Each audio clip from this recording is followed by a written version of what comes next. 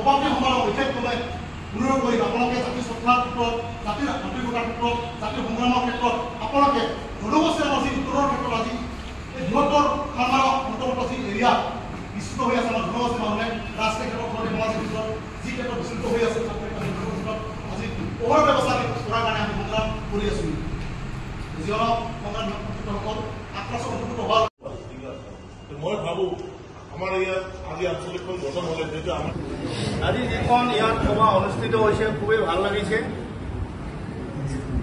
যেনেকে আমাৰ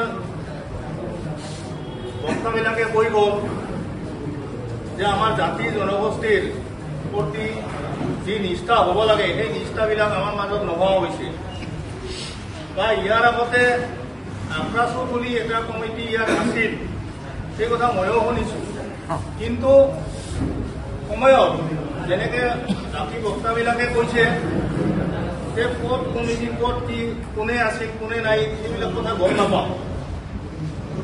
সেই কথাবিলাক আমি গম পাইছিলোঁ মাত্ৰ আজি 2 বছৰমান আগত যেতিয়া পূজাবিলাকত কিবা কিবি খেল দৌল হৈছিল। সেই পূজাবিলাকত যে আক্ৰাসু আহিছে চান্দা তুলিবা, এইবিলাক আমাৰ যদি চান্দা তুলি ফুৰে তেতিয়াহ'লে আমাৰ এই জাতি জনগোষ্ঠীৰ যি আমাৰ এই কমিটিবিলাক বা সংগঠনবিলাক আছে সেই সংগঠনবিলাকৰ নাম নাইকিয়া হৈ যাব। আজি আমাৰ সভাপতি মহোদয় বা উপৰোক্ত বক্তাবিলাকে যিখিনি কৈছে পুৰণা কথাবিলাক পাহৰি যিখন আমাৰ নতুন কমিটি গঠন হৈছে এই কমিটিখনে যাতে বঙাইগাঁও জিলাৰ আক্ৰাসু জিলাৰ পৰা যি